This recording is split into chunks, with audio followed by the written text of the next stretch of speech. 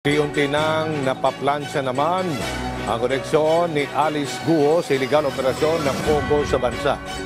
Iyan matapos lumutang ang isang testigo na nagpapatunay umano na may kinalaman nga si Guo sa iligal na Pogo. Si Luisa Erispe sa SEDCO ng balita. So, nakikita ng Department of Justice na mas bibigat pa ang mga ebidensyang hawak nila laban kay Dismiss Bamban-Tarlac Mayor Alice Guo o Guo Ping para sa mga patong-patong na kaso at reklamo na nakabinbin sa kanya na ikinalaman sa iligal na operasyon ng Pogo. Ito nga ay dahil sa pagbutang ng isang dismal testigo na nakikita mismo ang koneksyon ni Guo at sa pinaka-upos umano ng operasyon ng Pogo sa bansa na si alias Boss Boga.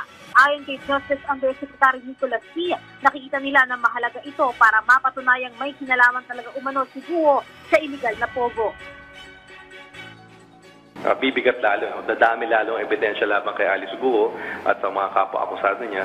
Pero para sa amin yun, mabigat na ebidensya, but itong bagong ulat, itong bagong saksi, bagong testigo na natagpo ng pao ay magdadagdag lang lalo sa puwersa ng aming investigasyon laban kay Alice Guo. Aljo, tinawag naman ang testigo si Guo bilang Madam Hua na kilala rin ng mga tauhan sa Pogo sa Porac, Pampanga na Lucky South 99. At ayon sa DOJ, ang pangalang Madam Hua ay matagal na umanong lumutang sa kanilang investigasyon. Pinupusisi pa lang nila ang Pogo sa Bamban-Tarlac. Sabi naman ng DOJ, dahil sa mga isiniwalat ng bagong lumutang na testigo, maaaring ilagay siya sa Witness Protection Program. Pero depende pa rin ito sa pagkakasubuhan ng mga piskal at ng mga otoridad.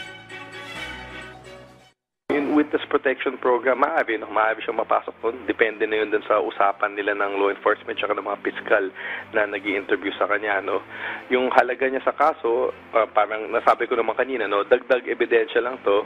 Pero sa ngayon naman kasi para sa amin, malakas na din naman yung ebidensya lamang kay Alice Guo.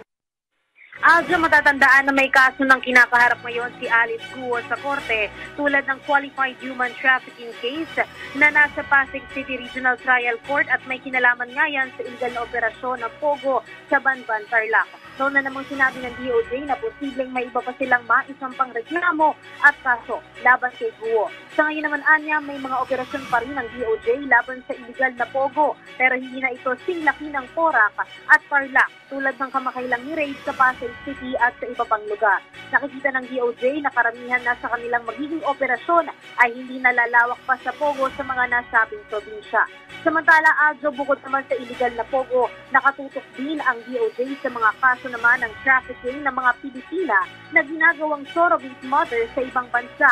Sabi ng DOJ, nito lang Biyernes may nailigtas na naman silang bagong mga biktima na mismo sa paliparan nila naharang at sinailalim na sila sa inquest proceedings ngayon. Para naman sa 20 Pilipina na biktima ng surrogacy sa Cambodia, inaasahang 7 sa kanila ay makakauwi na sa Pilipinas habang ang 13 ay minomonitor pa ang kalagayan pati na rin ang kanilang mga pinagbubuntis. Makakatanggap naman sila ng tulong mula sa pamahalaan. At dahil biktima sila ng human trafficking, maaari nilang matanggap mula sa pamahalaan ang mga iba-ibang benepisyo na binibigay sa human trafficking. Kasama na dito yung mga psychosocial support, kasama dito yung ayuda, kasama dito yung mga efforts upang ma-reintegrate sila sa lipunan at mabigyan ng mas mabuting buhay. At pinaka-importante, kasama din doon yung non-criminality, So dapat, hindi sila, kung may ginagawa man silang krimen bilang isang trafficking victim, hindi nila dapat pananagutan itong mga krimen na to.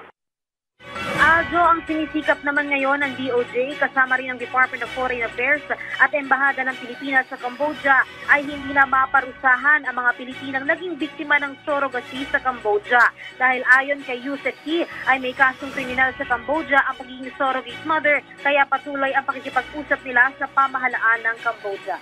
At yan muna ang latest. Balik muna sa iyo, Aljo. Maraming salamat, Luisa Erispe.